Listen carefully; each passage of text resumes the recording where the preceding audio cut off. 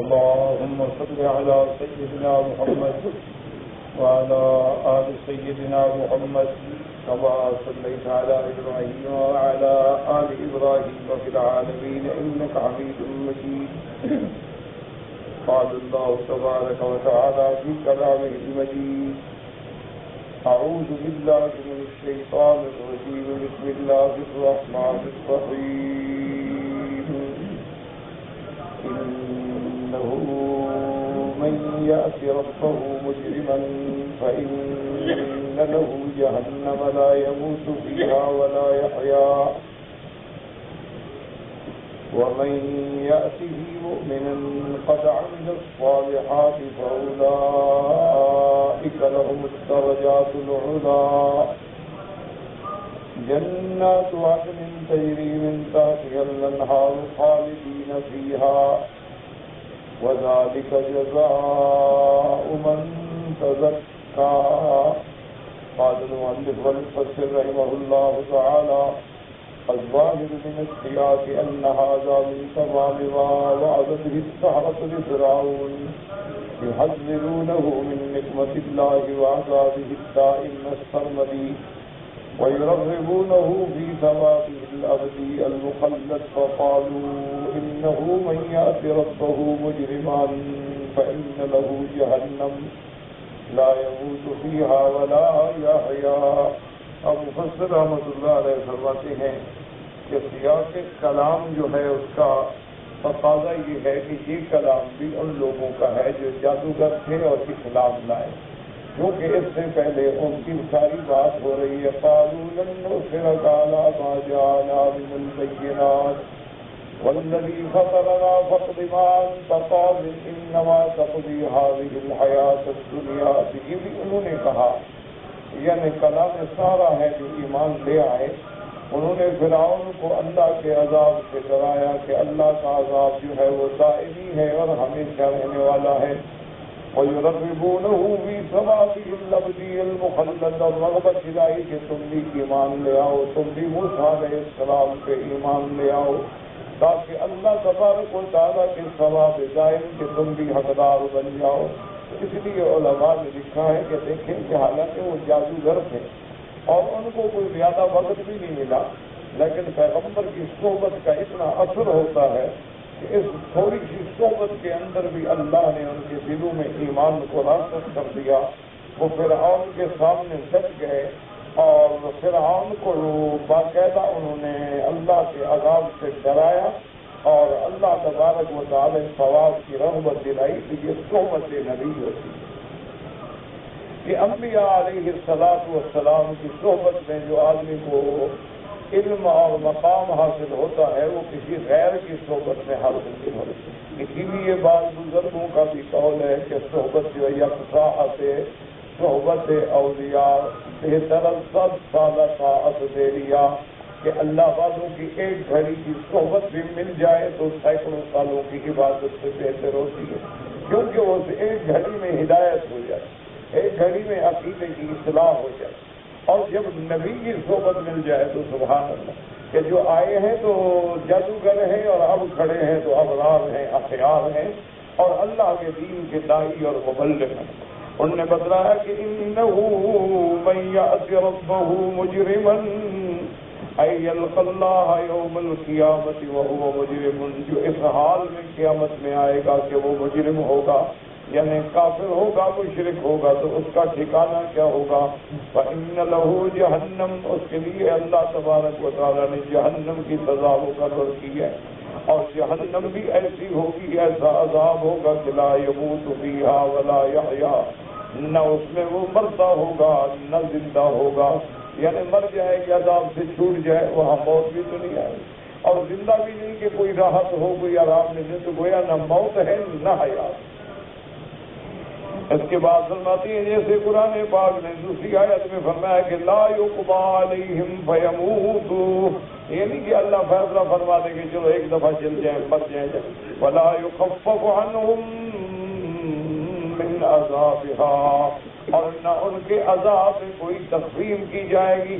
کذالک نجزی کل کفور۔ اللہ نے فرمایا ہم پھر اسی طرح ہر نافرمان کو ناشکر کو سزا دیتے ہیں۔ اور جیسے اللہ نے دوسری مقام پہ فرمایا وَيَتَجَنَّبُهَا الْأَشْقَى الَّذِي يَصْلَى النَّارَ الْكُبْرَىٰ ثُمَّ لَا يَمُوتُ فِيهَا وَلَا يَحْيَىٰ، وہ بدبخت جو سب سے بڑی آگ میں جلایا جائے گا، پھر کیفیت یہ ہوگی کہ نہ مرے گا نہ جیے گا۔ وقال تبارک وتعالی ونادوا یا مالک لیقضی علینا ربک قال انکم ماکثون۔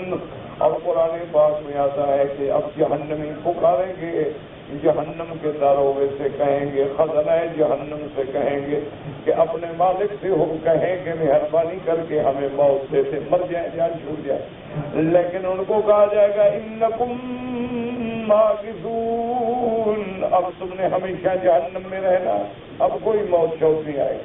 وقال الامام احمد بن حنبل رحمہ اللہ تعالی حدثنا اسماعیل قال اخبرنا سعید بن یزید ان نبی نظرت ان نبی سعید الخدری رضی اللہ تعالی عنہ قال قال رسول اللہ صلی اللہ علیہ وسلم اما اہل النار الذین هم اہلها، جو جہنمی ہوں گے جہنم کا رہنے والے، فإنهم لا يموتون فيها ولا يحيون، ان کا حال ایسے ہوگا نہ مرتے ہوں گے نہ جیتے ہوں گے، ولكن اناس تصيبهم النار بذنوبهم وتميتهم إماتة حتى إذا صاروا فحما أذن بالشفاعة جيء بهم زبائر وبصوا على أنهار الجنة فيقال يا أهل الجنة أفيضوا عليهم فينبتون نبات الحبة تكون في حميل السيل، فقال رجل من القوم كأن رسول الله صلى الله عليه وسلم كان بالبادية،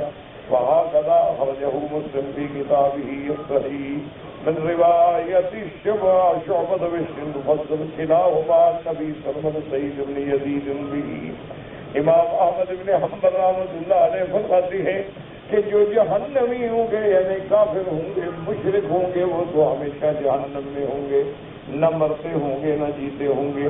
البتہ بعض لوگ ایسے ہوں گے کہ ہوں گے تو مسلمان، موت تو ان کی توحید پہ ہوگی لیکن گناہوں کی وجہ سے ان کو بھی عذاب دیا جائے گا، لیکن ان کی عذاب کی کیفیت یہ ہوگی کہ عذاب آنے سے وہ مر جائیں گے۔ حتی اذا صاروا فحما، جب جل کے کولا بن جائیں گے، اذن بالشفاعۃ، ان کے لیے اب شفاعت کی اجازت ہو جائے گی۔ جی اب ہم زبائر ان کو جماعتیں بنا کے لایا جائے گا۔ فبصوا علی نار الجنت، پھر ان کو جنت کی نہروں پہ بٹھایا جائے گا اور کہا جائے گا یا اہل الجنت افیضوا علیہم، اور اللہ جنت والوں کو حکم دیں گے کہ اب ان پر بھی تم اپنی کچھ نعمتیں بھیجو، اور وہ نہر کے کناروں پہ وینبتون نبات الحبۃ، جیسے کوئی دانہ پانی میں اگتا ہے ایسے پھر وہ اگنا شروع ہو جائیں گے، یعنی ان کے جسم بحال ہو جائیں گے۔ نبات الحبۃ تکون فی حمیل السیل، کہ جب فلج گزر جاتا ہے زمین تر ہو جاتی ہے تو وہاں دانے ڈالو تو وہ نکل آتے ہیں، ایسے وہ جنت کے نہروں کے پانی سے جب غسل کریں گے تو پھر دوبارہ تازہ ہو جائیں گے۔ فقال رجل من القوم، ایک آدمی نے جب سنا کہ حضور پاک نے یہ مثال دی ہے کہ جیسے دانہ حمیل السیل میں، تو کہنے لگا معلوم ہوتا ہے کہ حضور پاک نے بھی زندگی کچھ بادیہ میں بستیوں میں گزاری ہے، کیونکہ بستی کا حال جو بتا رہے ہیں معلوم ہوتا ہے حضور بستی کے احوال بھی جانتے ہیں۔ وقال ابن ابي حاتم ذكر عن عبد الوارث بن عبد الصمد بن عبد الوارث قال حدثنا ابي قال حدثنا حبان سمعت سليمان التيمي النبي نزلت النبي سعيد ان رسول الله صلى الله عليه وسلم خطب فاتا، حضور پاک صلی اللہ علیہ وسلم نے خطبہ بیان فرمایا، اور جب اس آیت پہ پہنچی انه من یأت ربه مجرما فإنه جهنم لا يموت فيها ولا يحيا، قال النبي صلى الله عليه وسلم اما اهلها الذين هم اهلها، یعنی مراد ہوتا ہے کافر، کیونکہ کافروں کا تو ٹھکانہ ہی جہنم ہے، مشرک کا تو ٹھکانہ ہی جہنم ہے۔ لا يموتون فيها ولا يحيون، وَأَمَّا الَّذِينَ لَيْسُوا مِنْ أَهْلِهَا فَإِنَّ النَّارَ تَمُسُّهُمْ، البتہ وہ لوگ جو جہنمی نہیں ہوں گے بلکہ گناہوں کی وجہ سے ڈالے جائیں گے. جیسے آج بھی دنیا میں جیل خانے جو ہے مجرموں کے لیے ہوتے ہیں، لیکن کبھی کبھی شریف بھی بیچارہ پھنس جائے، کسی جرم کی وجہ سے پکڑا گیا، کسی ساتھی کی وجہ سے پکڑا گیا. فإن النار تمسهم ثم يقوم الشفعاء ويشفعون فتجعل الزبائر فيأتي بهم نهر يقال له الحياة أو الحيوان وينبتون كما ينبت العشب في حميل السيل. پھر شفاعت کرنے والے اللہ کے حکم سے ان کی شفاعت کریں گے. یاد رکھیں کہ قیامت میں انبیاء بھی شفاعت فرمائیں گے، اولیاء بھی شفاعت فرمائیں گے، علماء بھی شفاعت فرمائیں گے، اہل قرآن یعنی حافظ قرآن بھی شفاعت فرمائیں گے، اللہ کے قرآن کی صورتیں بھی شفاعت فرمائیں گی. پھر ان کو شفاعت کی وجہ سے نکال کے مقام حیات پہ، نہر الحیات پہ یا نہر الحیوان اس پہ لایا جائے گا. وہ ایسے اگ جائیں گے جیسے کوئی پانی کے اندر دانہ اگتا ہے. وقوله تبارک و تعالی ومن یاته مؤمن قد عمل الصالحات أيها لقى ربه يوم المعاد من القلب تصدق ضميره بقوله وعمله. اور جو قیامت والے دن آیا ایمان کی دولت لے کر اور اعمال صالحہ کی دولت لے کے اللہ کے دربار میں پیش ہوگا، جس نے اپنے ضمیر سے اپنے دل سے بھی تصدیق کی اور اپنے عمل سے بھی تصدیق کی. یاد رکھیں اس لیے علماء محدثین فرماتے ہیں کہ ایمان کی تعریف یہ ہے کہ تصدیق بالقلب، ایمان دل کے اندر ہوتا ہے، دل میں تصدیق ہو. اقرار باللسان، زبان سے شہادتین کا اقرار کرے، اشہد ان لا الہ الا اللہ واشہد ان محمد رسول اللہ. یعنی یاد رکھیں کہ زبان پہ ہو اور دل میں نہ ہو وہ بھی منافق ہے، اور دل میں ہو اقرار نہ کرے تب بھی مسلمان نہیں ہوگا. اور اسی طرح علماء فرماتے ہیں کہ تیسری شرط یہ ہے تصدیق باللسان و شہادت، تصدیق باللسان و اقرار باللسان و شہادت بالارکان. اور تیسری بات یہ ہے کہ اس کے سارا بدن اعضاء جو ہے وہ بھی اللہ کی طاعت میں مصروف ہو جائے. صرف یہ نہیں کہ زبانی کلامی نہ نماز ہے نہ روزہ نہ حج، بس یہ مسلمان ہے کلمہ پڑھتے ہیں اللہ رحم فرمائیں گے. تو اللہ نے جہاں نماز کا حکم دیا ہے، اللہ نے جہاں زکوٰۃ کا حکم دیا، اللہ نے جہاں حج کا حکم دیا، ہم ساری نافرمانی کریں تو اللہ رحم فرمائیں گے. یہ تو نعوذ باللہ استہزاء ہے. معنی یہ ہے کہ ہم کوشش کریں، کمی ہے تو اللہ رحمت فرمائے. یہ تو نہیں کہ ہم اعمال صالحہ کے قریب ہی نہ جائیں، ہم اپنے اتباع کے قریب ہی نہ جائیں بس اللہ رحمت فرمائیں. یہ بات نہیں ہوتی. ہمیشہ اصولی بات یہ ہے کہ اگر دل میں ایمان ہے، زبان میں اقرار ہے، تو بدن میں بھی اس کا اثر ظاہر ہونا چاہیے کہ اس کے اعضاء جو ہیں وہ بھی اللہ کی فرما برداری میں لگے ہوئے. اس لیے فرماتی ہیں کہ جو آدمی ایمان اور اعمال صالحہ کے ساتھ آئیں گے قیامت میں فَأُولَٰئِكَ لَهُمُ الدَّرَجَاتُ الْعُلَىٰ، اللہ نے ان کے لیے بڑے بلند درجات رکھے ہیں جنت میں. الجنت ذات الدرجات العالیات. یاد رکھیں پہلے تو جنت خود بلند ہے کہ جنت آسمانوں میں ہے اور جہنم زمینوں میں. اور پھر اس لیے حضور نے فرمایا اذا سألتم اللہ الجنت فاسألوه الفردوس الاعلیٰ، کہ جب اللہ سے جنت مانگو تو جنت الفردوس مانگا کرو. حضرت نے فرمایا کیونکہ جنت الفردوس جو ہے 7واں آسمان اس کی زمین ہے اور اللہ کا عرش جو ہے وہ اس کی چھت کے منزلے میں ہے، تو لہذا جنت تو ویسے بھی اونچی ہے، پھر اس کے اندر درجات بعد درجات فوقا. الجنت ذات الدرجات العالیات والغرف الآمنات، اور اس کی ہر چیز، اس کے غرف، اس کے ٹھکانہ جو ہے وہ سکون والا، امن والا. والمساکن الطیبات، ٹھکانہ پاکیزہ. قال الامام احمد حدثنا عفان قال انبانا حمام قال حدثنا زید بن اسلم النسائي بن يسار عن عبادة بن الصامت رضي الله تعالى عنه عن النبي صلى الله عليه وسلم قال الجنة 100 درجة ما بين كل درجتين كما بين السماء والأرض.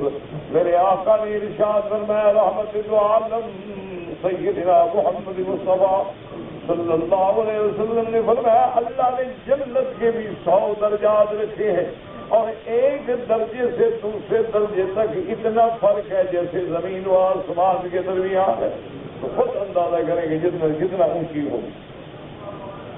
والفردوس اعلیٰ درجۃ، اور جنت الفردوس جو ہے وہ سب سے اونچا ہے. اللہ کی کئی جنتیں ہیں، جنت الخلد ہے، جنت المأویٰ ہے، جنت عدن ہے، جنت الفردوس ہے. اور قرآن کہتے ہیں جنات، وہ اللہ کے باغ ہیں جنت کے. اسی لیے فرمایا والفردوس اعلیٰ درجۃ ومنہا تخرج الانہار الاربع، اور وہ 4 نہریں جو ہیں جنت کی وہ اسی فردوس سے عرش کے نیچے سے جاری ہوں گی. پر عرش فوقہا، عرش اس کی چھت ہوگا. فَإِذَا سَأَلْتُمُ اللَّهَ فَاسْأَلُوهُ الْفِرْدَوْسَ، اور جب اللہ سے مانگو تو جنت الفردوس کا سوال کیا کرو. اللهم ارزقنا جنت الفردوس الاعلى برحمتك يا ارحم الراحمين. اللهم لا تجعلنا من القانتين ولا تجعلنا من الآيسين ولا تردنا عن بابك خائبين برحمتك يا ارحم الراحمين. کہ وہ اللہ کی شان بڑی ہے نا، بس بڑی سے تو بڑی چیز مانگو. اب دیکھو نا کوئی بندہ بادشاہ کے پاس جائے، وہ کہ کیا مانگنے ہیں، اگر یہ ریال دے رہا ہوں، کہ پاگل ہو گیا، مار مار کے نکالنے سے لوگ آئے. ٹھیک ہے، مجھ سے 1 ریال مانگنے ہیں بس. تو اللہ اتنا بڑا ہے تو بڑے سے تو پھر بڑی نعمت مانگو. اس لیے حضور پاک نے فرمایا ہے کہ جب جنت مانگو تو اعلیٰ مانگو. رواه الترمذي من حديث يزيد بن هارون عن همام به وقال ابن ابي حاتم حدثنا ابي قال حدثنا سليمان بن الرحمن الدمشقي قال اخبرنا خالد يزيد بن ابي مالك النبي قال كان يقال الجنة 100 درجة، جنت میں 100 درجہ، في كل درجة 100 درجہ، پھر ہر 100 میں 100 ہے. بین کل درجتین کما بین السماء والارض، اور ایک درجے سے دوسرے درجے کا فاصلہ، یعنی ایک منزل سے دوسری منزل کا فاصلہ جو ہے وہ ایسے ہوگا جیسے آسمان اور زمین کا فاصلہ ہے. فیہن الیاقوت والحلی، اور جنت میں یاقوت بھی ہوں گے، زیور بھی ہوں گے. فی کل درجۃ امیر یرون له الفضل والسعودۃ، اور ہر درجے میں اللہ نے وہاں ایک امیر رکھا ہوگا جس کی سرداری ہوگی.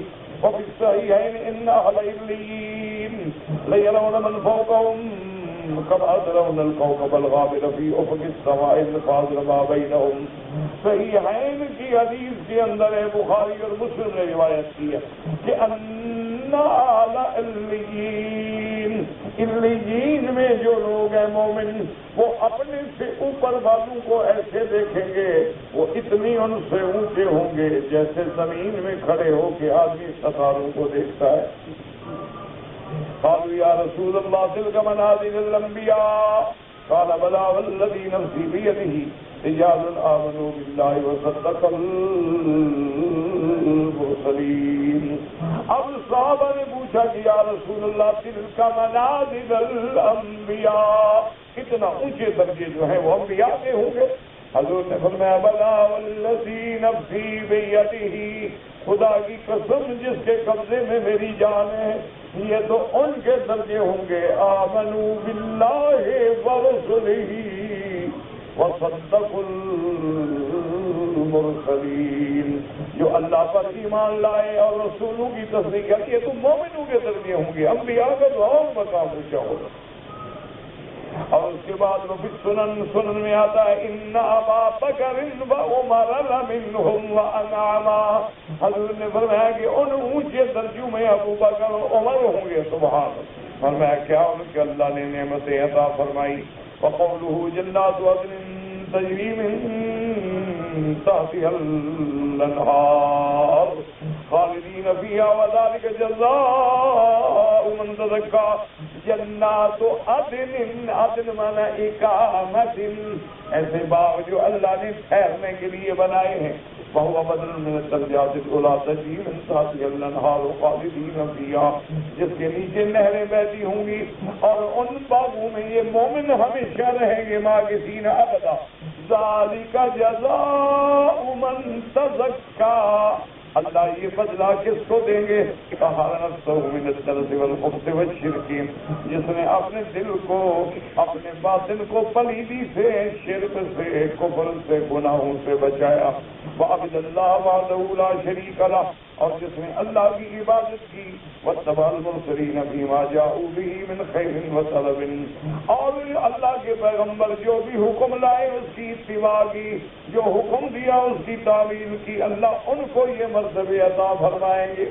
اب اللہ پاک پھر حضرت موسیٰ علیہ السلام کا قصہ ذکر فرماتے ہیں، وَلَقَدْ أَوْحَيْنَا إِلَىٰ مُوسَىٰ أَنْ أَضْرِبْ بِعَصَاكَ فَاضْرِبْ لَهُمْ طَرِيقًا فِي الْبَحْرِ يَبَسًا لَا تَخَافُ دَرَكًا وَلَا تَخْشَىٰ فَأَتْبَعَهُمْ فِرْعَوْنُ بِجُنُودِهِ فَغَشِيَهُمْ من اليم ما غشيهم وأضل فرعون قومه وما هدى۔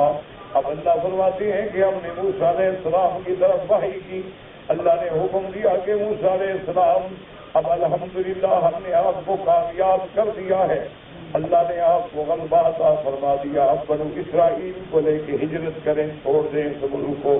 حضرت موسیٰ علیہ السلام نے بنو اسرائیل کو حکم دیا اور بنو اسرائیل مصر چھوڑ کے موسیٰ علیہ السلام کے ساتھ چلے۔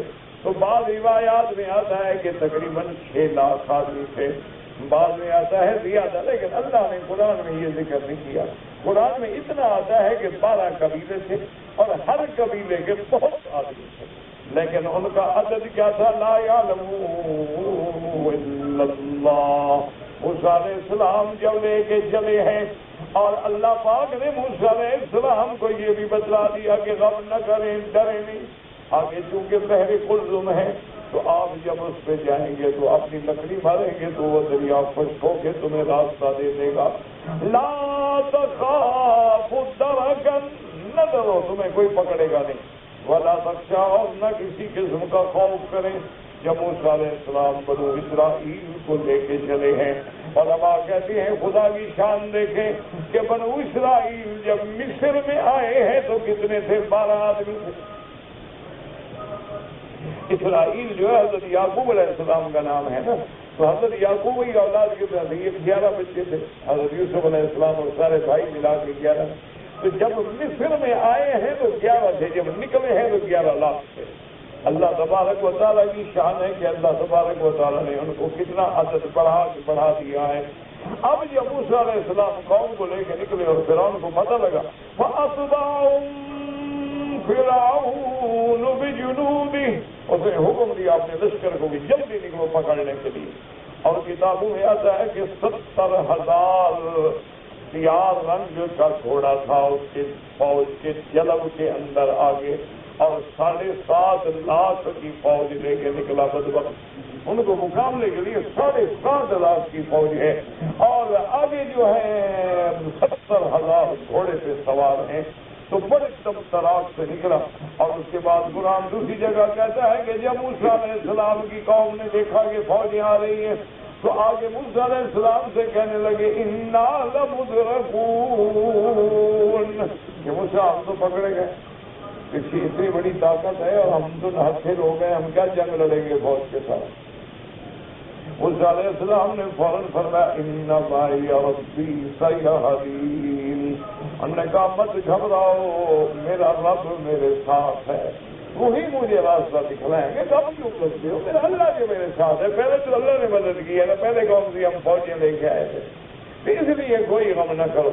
اب جناب فرماتے ہیں کہ فَأَتْبَعَهُمْ فِرْعَوْنُ بِجُنُودِهِ، جب اپنے لشکر کو لے کے چلا، فَغَشِيَهُمْ مِنَ الْيَمِّ مَا غَشِيَهُمْ، اور دریا نے ڈھانک لیا ان کو ڈھانکنا۔ اس کے بعد وَأَضَلَّ فِرْعَوْنُ قَوْمَهُ وَمَا هَدَىٰ، فرعون نے اپنی قوم کو گمراہی کے راستے پہ ڈالا، سیدھا راستہ نہ بتلایا۔ یقول تعالیٰ مخبرا انه امر موسیٰ علیہ السلام، اب مفسر فرماتے ہیں اللہ نے حکم دیا اینا با فرعون یرسل معه بنی اسرائیل، کیونکہ موسیٰ علیہ السلام نے فرمایا تھا فرعون سے ان ارسل معی بنی اسرائیل ولا تعذبهم، کہ بنو اسرائیل کو جانے دو میرے ساتھ، نہ ان کو عذاب دو، وہ تمہاری نوکری کے لیے تو نہیں آئے ہیں۔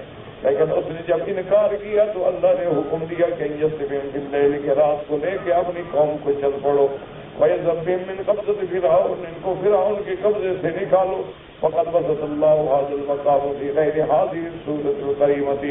اب مفسر فرماتے ہیں کہ یہ تفاصیل اللہ نے قرآن کی کئی سورتوں میں بیان فرمائی ہیں۔ وذلك ان موسیٰ لما خرج بنی اسرائیل اصبحوا وليس منهم بمصر لا داع ولا مجیب۔ صبح ہونے سے پہلے حضرت موسیٰ علیہ السلام اپنی قوم کو لے کے نکل پڑے۔ اب کوئی بھی بنو اسرائیل کا ایک بندہ بھی باقی نہ رہا مصر کے اندر۔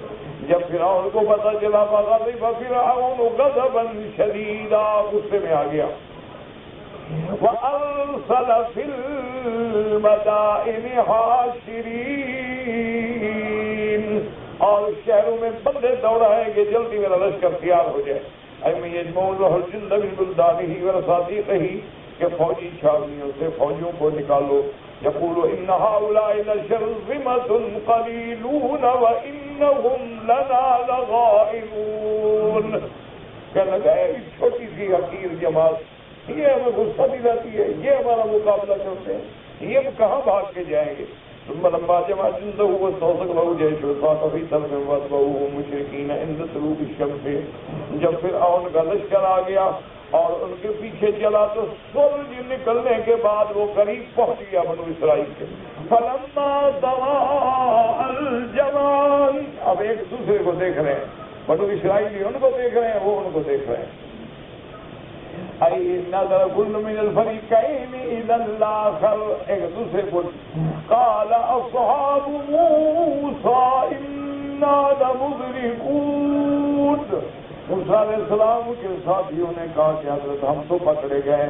قال کلا ان معی ربی سیہدین، آپ نے فرمایا بالکل نہیں نہ ڈرو، تم جو کہہ رہے ہو غلط بات ہے، میرا رب میرے ساتھ ہے۔ فوقف موسیٰ بنی اسرائیل البحر معه فرعون وراءهم، اب موسیٰ علیہ السلام اس حالت میں ہے کہ آگے دریا ہے اور پیچھے فرعون ہے۔ فإن ذلك أوحى الله إليه، اللہ نے وحی بھیجی ان اضرب لهم طریقا فی البحر یبسا، اللہ نے فرمایا موسیٰ کے لیے بناؤ راستہ خود پہ، مارو اپنے عصا کو پانی پہ۔ حضرت موسیٰ علیہ السلام نے جب اپنے عصا کو مارا، انفلق بإذن اللہ فانفلق وكان كل فرق كالطود العظیم، بس آپ کے عصا مارنے کی دیر تھی کہ پانی ایسے جم کے کھڑا ہو گیا جیسے بڑے بڑے ٹیلے کھڑے ہو جاتے ہیں، پانی بالکل ایسے جیسے درے بن جاتے ہیں، درے بن گئے، 12 راستے بن گئے گزرنے کے لیے۔ فارسل اللہ علیہ البحر والماء والصار یابس كوجه الارض، اور اللہ نے ایسی ہوا چلائی کہ ان دروں کا پانی بھی خشک ہو گیا، سڑکیں بن گئی۔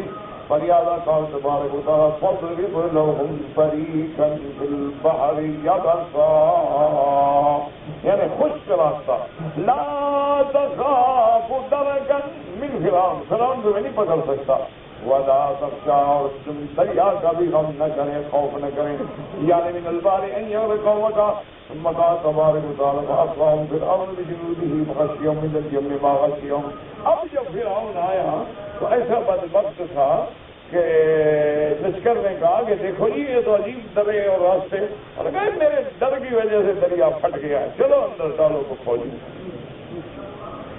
اور فوراً اپنی فوجوں کو ڈالا۔ جب سارے کے سارے اندر آ گئے تو اللہ نے حکم دیا دریا کو میرا دشمن آ گیا، پکڑ لو اب اس کو۔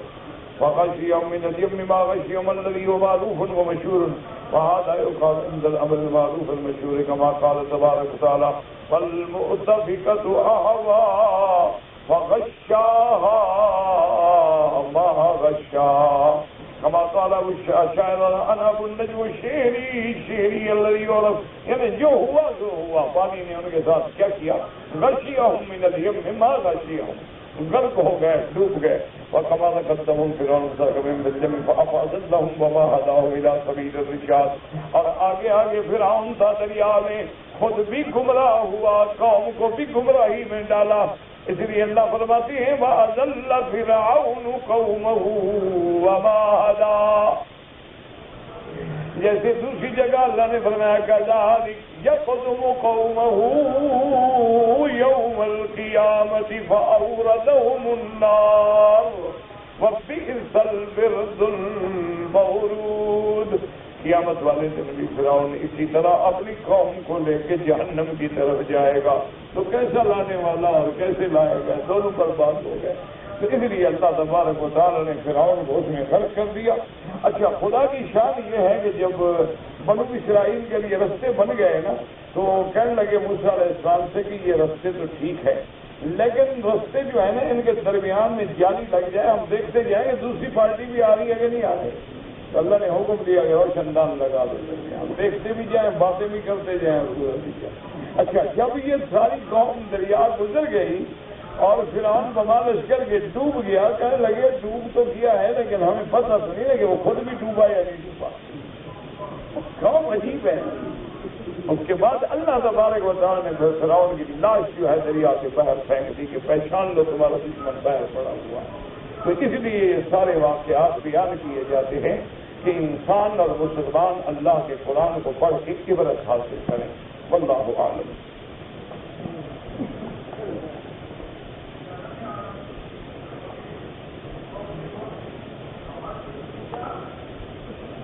کہتے جی کہ میں نے عمرہ کرنے کے بعد کسی وجہ سے مجھے 10 دن مکے میں مزید ٹھہرنے کا موقع مل گیا، تو میں نے دوسرا عمرہ جو ہے مسجد عائشہ سے کیا. انشاءاللہ اللہ اس کا بھی اجر دیں گے. امام ابو حنیفہ رحمۃ اللہ علیہ اور امام شافعی رحمۃ اللہ علیہ فرماتے ہیں کہ جتنا عمرے کرے مسجد عائشہ سے، جیرانہ سے، عرفات سے، یعنی حد حرم کے باہر جا کے احرام باز کے عمرے کرے، نفلی عبادت ہے، اللہ اس کو اجر. لیکن اس میں کوئی شک نہیں ہے کہ تمام ائمہ کا اتفاق ہے کہ مکے میں جتنے دن اللہ نصیب فرمائے، کفر ہے، شرک ہے، قسم ہوتی ہی اللہ کی ہے، قسم ہے ہی نہ جائے. بہرحال اب اگر تمہارے پیسے کھا کے اللہ ہدایت دے بس دعا کرو.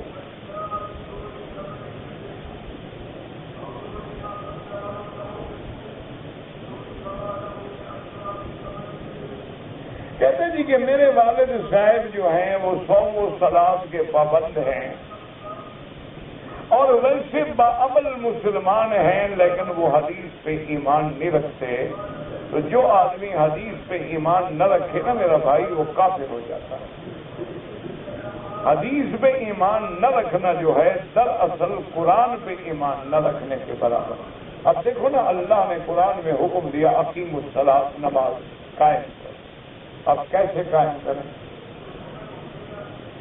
اللہ نے بھی حکم دے دیا ہے کہ اقیم الصلاۃ، اقیم الصلاۃ، یقیمون الصلاۃ، مقیمی الصلاۃ. لیکن نماز کیسے قائم کریں؟ مغرب کی 3 رکعتیں ہیں، عشاء کی 4 ہیں، فجر کی 2 ہیں، ظہر کی 4 ہیں، عصر کی 4 ہیں. یہ سارا عمل کون سکھلائے گا؟ محمد رسول اللہ. جب حدیث پہ ایمان نہیں ہوگا تو قرآن پہ ایمان ختم ہوگا. اچھا، قرآن نے حکم دیا کلو واشربوا، رات کو تو کھا سکتے ہو لیکن دن میں کھانا پینا بند کر دو. چلو، اب باقی جو مسائل ہیں کہ کن چیزوں سے روزہ ٹوٹ جاتا ہے، کن چیزوں سے مکروہ ہوتا ہے، کن چیزوں سے روزہ بالکل باطل ہو جاتا ہے، یہ سارے احکام تو ہمیں حضور بتلائیں گے. حدیث پر ایمان نہیں ہوگا تو روزہ کیسے رکھو گے؟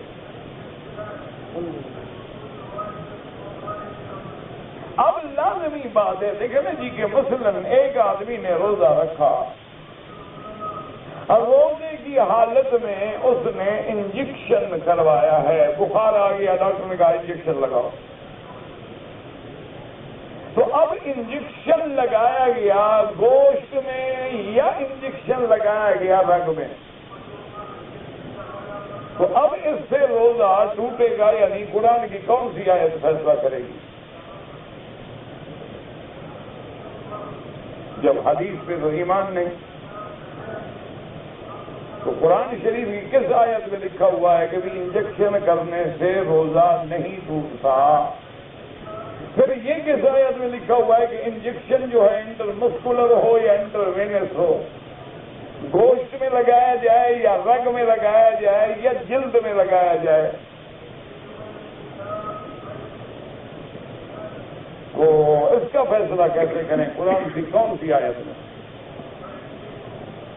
اچھا، قرآن کی کس آیت میں یہ لکھا ہوا ہے کہ بھینس کا گوشت کھانا حلال ہے، ہرن حلال ہے، خرگوش حلال ہے؟ یہ قرآن کی کس آیت میں؟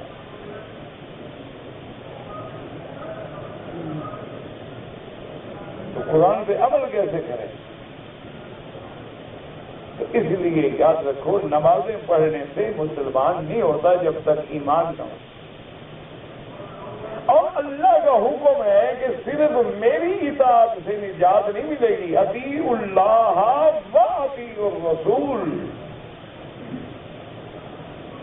اللہ نے حکم دیا ہے کہ میں نے تمہارے لیے نمونہ جو بنا کے بھیجا محمد رسول اللہ، لقد کان لکم فی رسول اللہ اسوۃ حسنہ۔ تو اب اگر حضور کے قول پہ، حدیث پہ ایمان ہی نہیں ہے تو آپ عمل کیسے کریں؟ اچھا، اب تراویح آ رہی ہے رمضان شریف میں، 20 رکعت پڑھو یا 8 پڑھو، کون سی آیت میں ہے؟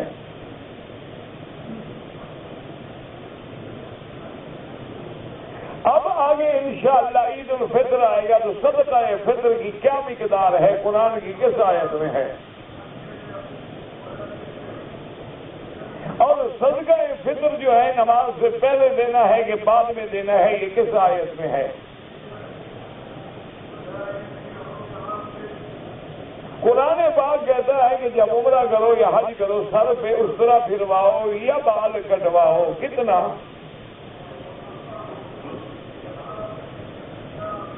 یہ قرآن کی کس آیت میں ہے کہ عورت کا حیض جو ہے کم سے کم 3 دن اور زیادہ سے زیادہ 10 دن ہوتا ہے؟ اگر حدیث پہ ایمان نہیں میرے بیٹے تو وہ قرآن پہ بھی ایمان نہیں ہے۔ یہ تو وہی بات ہوگی کہ لفظوں پہ ایمان ہے لیکن معنی پہ ایمان نہیں ہے۔ اللہ نے قرآن جو اتارا ہے تو اس کا بیان جو سکھلایا ہے تو محمد رسول اللہ کو سکھلایا ہے۔ اللہ نے فرمایا کہ نماز کے اوقات معین ہیں، وہ اوقات کیسے کیسے تفصیل کیا ہے وہ کس کو بتلایا؟ محمد رسول اللہ صلی اللہ علیہ وسلم۔ تو اس لیے اپنے والد کے لیے دعا کریں۔ بہت سارے لوگ ہیں بیچارے جو اہل قرآن ہونے کا دعویٰ کرتے ہیں اور حدیث رسول کا انکار کر کے جہنم خریدتے ہیں اور ایسے بھٹکتے ہیں، اللہ معاف کرے، اللہ معاف کرے، کہ بلکہ جن کو تم اہل قرآن سمجھتے ہو نا، جو پہلے ایک تھا اس کا برق تھا، وہ تو خیر توبہ کر گیا، اسلام نصیب ہو گیا اس کو، ڈاکٹر غلام جیلانی برق، اس نے توبہ کر لی تھی الحمدللہ۔ اور جو تھے عبداللہ چکڑالوی اور جراج پوری، اور اب بھی ایک ہے ان کا قائم مقام، اس نے تو صاف لکھا ہے کہ حضور کی اطاعت بھی حضور کی زندگی میں تھی، مرنے کے بعد تو کوئی اطاعت نہیں۔ اس سے بڑا کافر تو میرے خیال میں دنیا میں بھی کوئی نہیں ہوگا۔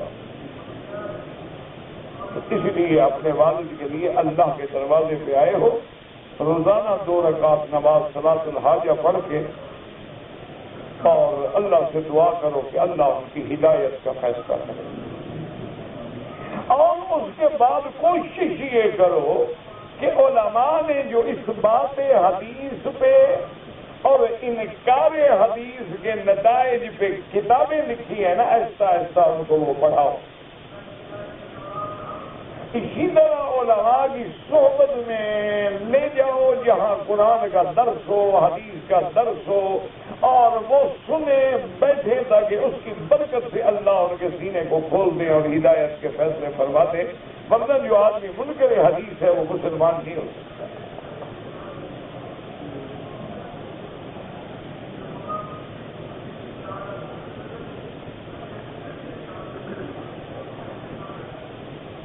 احد جاوید احد نام رکھنا تو منع ہے کسی کا، جاوید البتہ رکھ سکتے ہیں، ویسے یہ بھی کوئی اسلامی نام نہیں ہے۔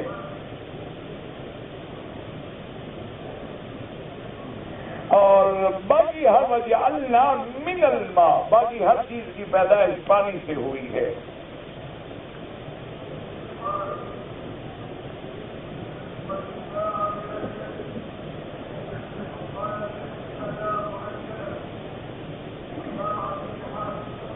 اگر ایک آدمی نے 3-4 جگہ بالوں کو ٹک لگوایا ہے عمرے کے بعد اور کپڑے پہن لیے اور جو 20 گھنٹے بھی گزر گئے ہیں تو اب دم پڑ گئی، اب بال بھی مڈواؤ اور دم بھی دو۔ اگر 1-2 گھنٹے کے بعد فوراً یاد آ جائے، کپڑے سلے ہوئے اتار کے احرام باندھ کے بال کٹوا لے تو دم نہیں پڑے گی۔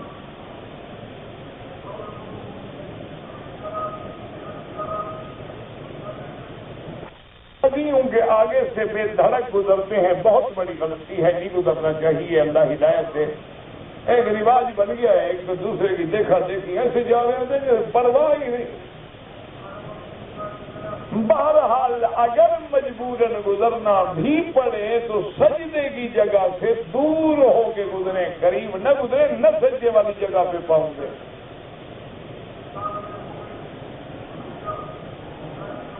حجر اسود کے بوسہ دینے پر بڑی دھکم پیل اور لڑائی اور بڑا عجیب منظر ہوتا ہے۔ اللہ لوگوں کو ہدایت دے۔ میرا بھائی یہ تو تم نے خود صبر کرنا ہے نا۔ اور جس دن مسلمان قوم نے لائن لگا کے اپنے اور دوسرے بھائی کے حقوق کا لحاظ کرنا سیکھ لیا نا، سارا کفر شکست کھا جائے گا۔ یہی تو وجہ ہے نا کہ آج کفر جو ہے وہ منظم ہے، اس کے اندر نظم ہے، ڈسپلن ہے، ترتیب ہے، تخطیط ہے۔ وہ اگر دشمنیاں کرتے ہیں تو 50 سال پہلے پروگرام بناتے ہیں۔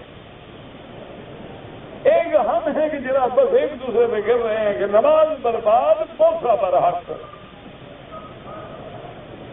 اللہ ہدایت دے۔ باقی عورتوں اور مردوں کے اوقات مقرر علیحدہ کرے میرا بھائی، تو مشکلات ہیں۔ وجہ یہ ہے مثلا ایک عورت کے جانے کا وقت آ گیا لیکن طواف کا اجازت نہیں ہے، وقت نہیں ہے، تو وہ کیا کرے؟ قافلہ تیار کھڑا ہے لیکن اس کا وقت بند ہے، طواف نہیں کر سکتی۔ یہ بڑی مشکلات۔ اس کا علاج یہ ہے کہ ہر بندہ اپنے آپ کو بھی تعلیم دے، اپنی بیوی، بیٹی، بہن، بچی کو بھی تعلیم دے کہ دور دور چلے، موقع ملے ٹھیک ہے، بنا بسم اللہ اللہ اکبر، اس کو وہی ثواب ہے جو بوسہ دینے کا ثواب۔ یہ ہماری ذمہ داری ہے کہ ہم اپنے گھر والوں کو تیار کر کے لائیں۔ اب دیکھو نا اذان ہو جاتی ہے، وہ کہہ رہے ہیں بھائی جاؤ نماز ہے، امام صاحب آ رہے ہیں، نماز کھڑی ہو، لڑ رہے ہیں۔ یہ تو ہماری ذمہ داری ہے نا میرا بھائی کہ ہم اپنی بیٹی کو، بہن کو، بیوی کو، بچی کو، ماں کو سمجھائیں کہ بھائی اذان ہونے سے بھی 10 منٹ پہلے طواف چھوڑ دو تاکہ آرام سے عورتوں میں جاؤ، نماز پڑھو، جب نماز ہو جائے آگے اپنے طواف پورے کرو۔ یہ تو ہماری ذمہ داری ہے کہ ہم ان کو سمجھا کے لے آئیں، ورنہ جو بے عزتی ہوتی ہے، جو حشر ہوتا ہے، خدا جانتا ہے کہ آدمی کا سر شرم سے جھک جاتا ہے کہ عورتیں ایک دوسرے سے پس رہی ہیں، آگے وہ روک رہے ہیں، پیچھے سے مرد آگے عورتوں سے پس رہے ہیں۔ انا للہ و انا الیہ راجعون۔ اللہ ہمارے حال پہ رحم فرمائے۔ میرا بھائی ہمیں چاہیے ہم ٹریننگ دیں عورتوں کو کہ حرم میں جاؤ، گھڑی دیکھو کہ نماز میں اتنا وقت ہے، میں طواف کر لوں گی، نہیں ہے بیٹھ جاؤ نماز پڑھو، بعد میں جا کے طواف شروع کرو۔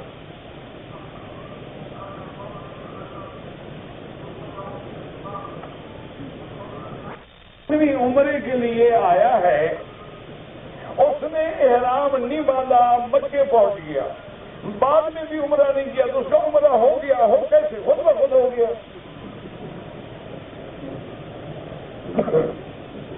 آپ ایسا کریں کہ 2 دن کھانا نہ کھائیں، آپ کہیں کھانا کھا لیا۔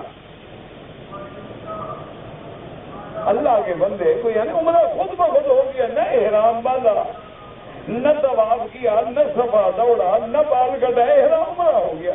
کیسے ہو گیا عمرہ؟ اب اس کو چاہیے کہ وہ عمرہ بھی کرے اور ایک بکری دم بھی ادا کرے کہ وہ بغیر احرام کے مکے پہنچ گیا.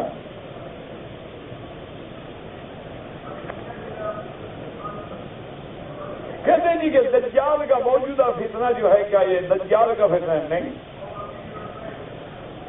دجال کے فتنے کو تو ابھی بڑی دیر ہے بھائی. یہ تو ایسے لوگ کہہ دیتے ہیں نا، ابھی یہ یہودی ہیں تو دجال ہے، فلانا کانا خان کا تو لہٰذا دجال ہو گیا، فلانا یجوج ماجوج ہو گیا. تو ایسے کس سے کہانی؟ ابھی دجال کو بھی دیر ہے اور یجوج ماجوج کو بھی دیر ہے. نفس اور شیطان سے کیسے بچیں؟ اللہ والوں کی صحبت اختیار کرو. صحیح معنی میں جو اہل اللہ ہوں نا، کتاب و سنت پہ عمل کرنے والے، ان کی صحبت میں بیٹھو، اللہ اللہ سیکھو اور اپنے آپ کو اللہ کے ذکر میں مشغول رکھو تاکہ شیطان حملہ نہ کر سکے. تو تصوف جو ہے اگر قرآن و سنت کی روشنی میں ہے بالکل ٹھیک ہے، اور اگر تصوف سے مراد موجودہ دور کے یہ مداری پیر ہیں تو بالکل غلط ہے.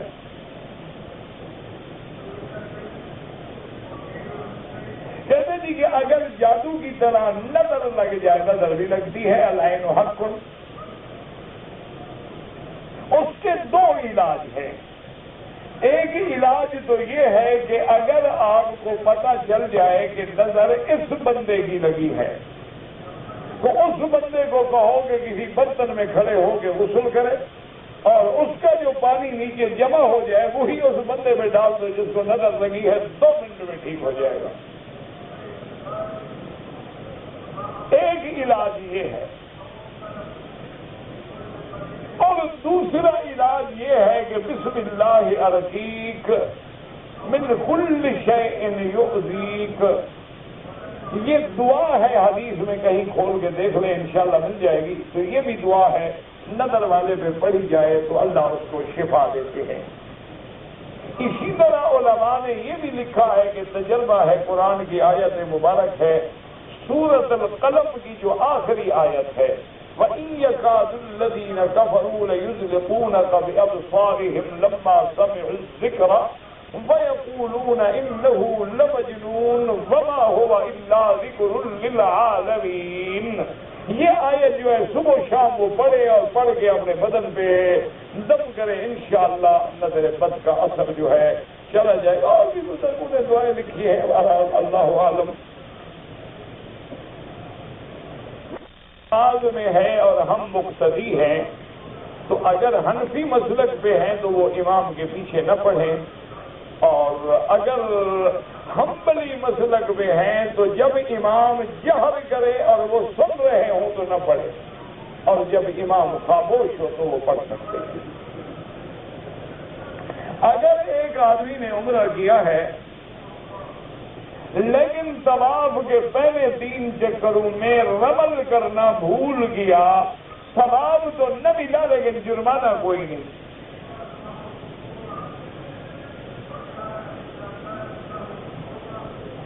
کہتے جی کہ درد شقیقہ جو ہے اس کا کیا علاج ہے؟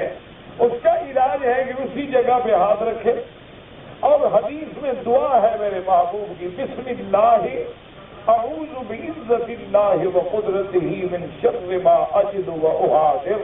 7 دفعہ پڑھ کے دم کر اللہ کو آپ شفا کر دیں گے.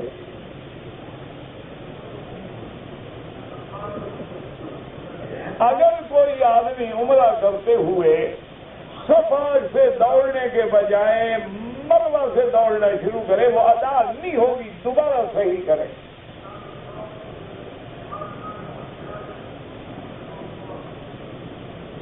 جب ہم امام کے پیچھے کھڑے ہوتے ہیں تو جب اللہ اکبر کہیں گے تو پھر ہم سبحانک اللہم و بحمدک کا ثنا پڑھیں گے.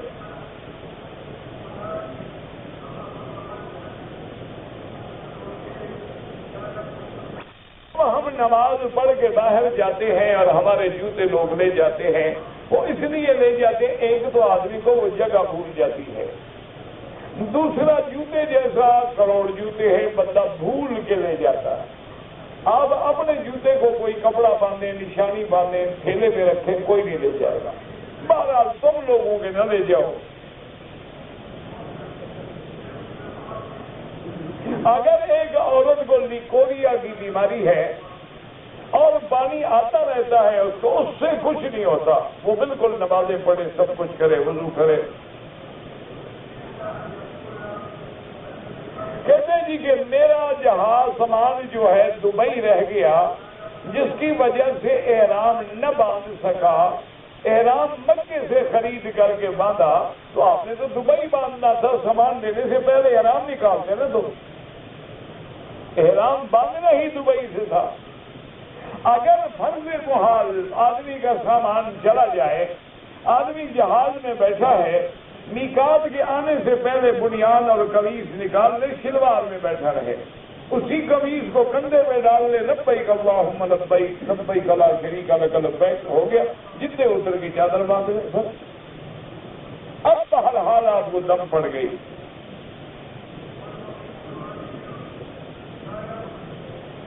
کہتے جی کہ جو آدمی قبر پہ سجدہ کرتے ہیں، میرا بھائی قبر پہ سجدہ کرنے سے پتہ کریں کہ تعظیم کے بہانے سے کر رہا ہے تو کافر تو نہیں ہوگا، لیکن گناہگار ہے. اور کبھی سجدہ نہ کرنا چاہیے، اسی سے تو شرک میں پڑتے ہیں لوگ.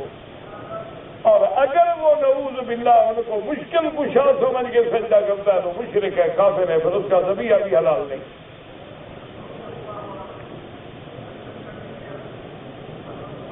میں مکہ مکرمہ میں 4 سال سے رہتا ہوں. میں چھٹی میں پاکستان گیا تھا، لیکن بغیر احرام کے آ گیا تو دم پڑ گئی. جو لوگ یہاں رہتے ہیں ان کے لیے دین کی چھٹی ہو گئی، یعنی مزید 4 سال رہ لو تو نماز بھی شاید معاف ہو جائے. تم پر تو اور زیادہ پابندی تھی احرام کی کہ تم دین سیکھتے.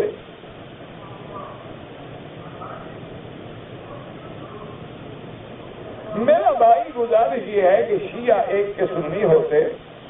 شیخ الاسلام ابن تیمیہ رحمۃ اللہ علیہ نے کتاب لکھی ہے منہاج السنہ، بڑی عظیم کتاب ہے. اس میں سینکڑوں قسمیں انہوں نے بیان کی ہیں. لہذا دیکھنا یہ پڑے گا کہ جو منکر قرآن ہے، وہ کہتے ہیں اس قرآن کو میں نہیں مانتا، تو وہ کافر ہے. یا جو آدمی بی بی عائشہ صدیقہ کو پاک نہیں سمجھتا، توبت لگاتا ہے اور اس کی برات چونکہ اللہ نے قرآن میں دیا تھا، وہ کافر ہے. ایسے ہر کسی کو نہ کہہ دیا کریں.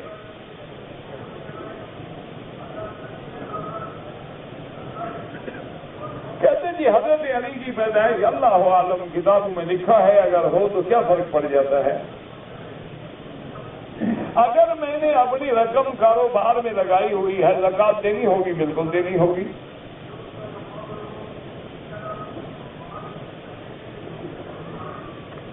اگر مسلمان بے نماز ہے تو امام احمد بن حنبل رحمۃ اللہ علیہ کے نزدیک وہ کافر ہے، اس کا ذبیحہ بھی حلال نہیں. لیکن باقی ائمہ کے نزدیک وہ فاسق ہے، گناہگار ہے، ذبیحہ حلال ہے. بھائی 4 سال سے مکہ شریف میں رہتا ہے. ملک جانے سے پہلے خانے کعبے کے سامنے حاضر ہو کر اس نے اپنی بیوی کو طلاق دیا. تو ہو گیا، دے دیا تو بس، اور کیا پوچھنا ہے پھر. کہتے کہ بعض لوگ خانہ خدا کے غلاف سے دھاگے نکال کے لے جاتے ہیں، ان کے بس میں ہو تو غلاف ہی کاٹ کے لے جائیں. بہرحال ناجائز ہے. خدا کے گھر کے غلاف کے دھاگے نہ نکالے کرو. اگر رکن یمانی پہ موقع ملے تو دائیں ہاتھ سے بسم اللہ اللہ اکبر، نہ ملے تو چلے جائیں.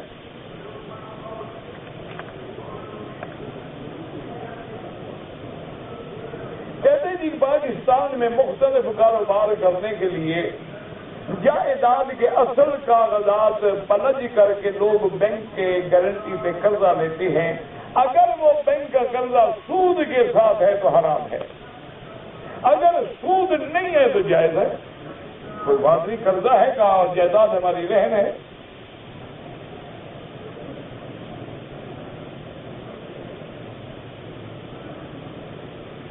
بہرحال اگر آپ کے ذمہ نماز قضا ہے، سب سے پہلے تو توبہ کریں گے، یا اللہ جو میں نے نمازیں چھوڑی ہیں میری توبہ قبول فرما، انشاءاللہ توبہ سے گناہ معاف ہو جائیں گے۔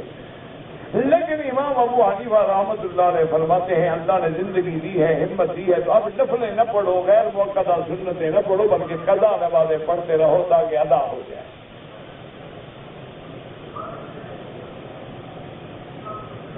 کہتے جی کہ ہمیں کچھ عزیزوں نے رقم دی تھی کہ مکہ میں خیرات کر دیں، تو میرا بھائی آپ دیکھیں کوئی معذور ہے، کوئی مسکین ہے، کوئی غریب ہے، ان کو دے دیں۔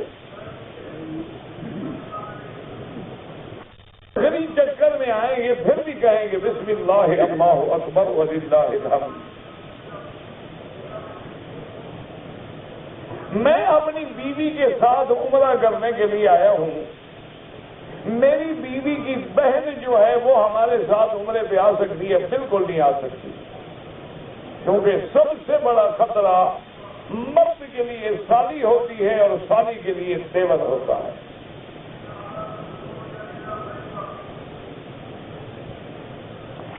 عمرے کے احرام میں کندھا بھی نہیں نکالا اور پہلے 3 چکروں میں رمل بھی نہیں کیا، جرمانہ کوئی نہیں، لیکن سنت کے ثواب سے محروم ہو گیا۔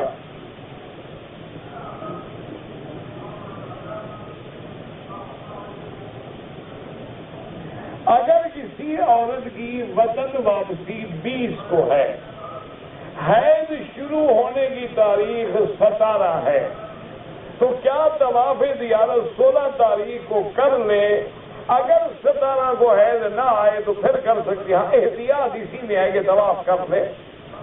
لیکن اگر اس کا طواف زیارت نہیں ہے، طواف ودا پوچھ رہے ہیں آپ، طواف زیارت جو ہے وہ تو مینا کے بعد ہم نے فوراً کرنا ہے، مینا میں آنے کے بعد کنکری ماریں گے، قربانی کریں گے، سر منڈائیں گے، کپڑے پہنیں گے، طواف زیارت کریں گے۔ بہرحال طواف زیارت جو ہے لازماً عورت کر لے، اگر خطرہ ہے کہ کل مجھے حیض آ جائے گا تو کر لے۔ طواف الوداع جو ہے حیض آ جائے تو معاف ہو جاتا ہے۔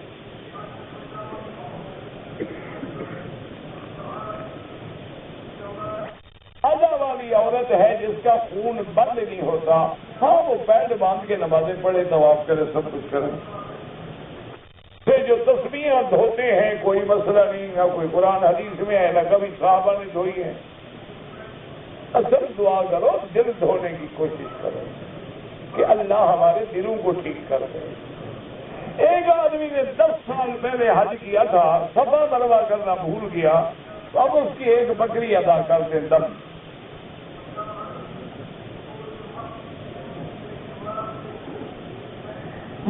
مسجد نبوی میں جب سامنے ہوں تو پڑھ سکتے ہیں الصلاۃ والسلام علیک یا رسول اللہ۔ جب مسجد نبوی کے حرم کے دروازوں میں داخل ہوں تو بسم اللہ والصلاۃ والسلام علی رسول اللہ۔ کہتے ہیں جی میں حافظ قرآن سے شادی کرنا چاہتا ہوں، میرے والدین اپنے چاچے کی بیٹی سے شادی کرنے کو کہتے ہیں، وہ بیٹی ان پڑھ ہے تو اپنے والدین کو راضی کرو، والدین کی ناراضگی نہ لو، کیونکہ تم سوچ رہے ہو دل سے، والدین سوچتے رہتے ہیں عقل سے۔ تو بہرحال ان کو راضی کریں، اپنے 4 بزرگ لے جاؤ، دوستوں کو لے جاؤ، ان کو سمجھائیں کہ جہاں تم رشتہ کرنا چاہتے ہو لڑکی بے نماز ہے اور بے دین ہے، اور میں جہاں کرنا چاہتا ہوں وہ دیندار ہے، بہرحال والدین کو راضی ہر حال میں کرو۔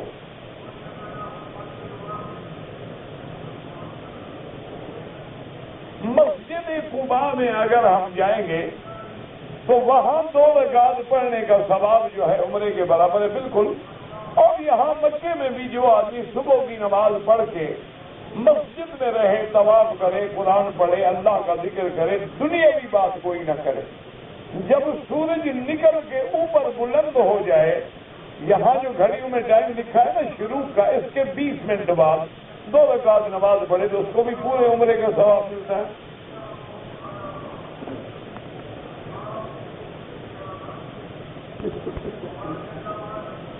اگر کوئی آدمی مسجد عائشہ سے احرام باندھ کے عمرہ کیا ہے تو حلق ضروری ہے، ہر حال میں حلق ضروری ہے۔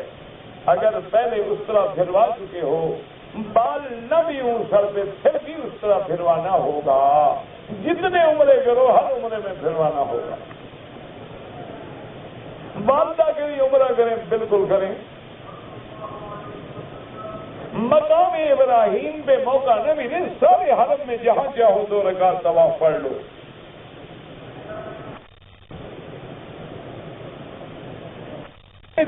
ویل چیئر لگی اور میرا خون نکل آیا، کوئی دم نہیں دینا پڑے گا. میری بھابھی جو ہیں وہ عمرے کا طواف کر رہی تھی، ایسے بالوں پہ ہاتھ پھیرا تو ایک بال ٹوٹ گیا. کچھ بھی نہیں ہوتا. پر تمہیں بھابھی کے بالوں کا زیادہ فکر کیوں ہے؟ اپنا فکر کرو، بھابھی کے بال نہ دیکھا کرو، حرام ہے.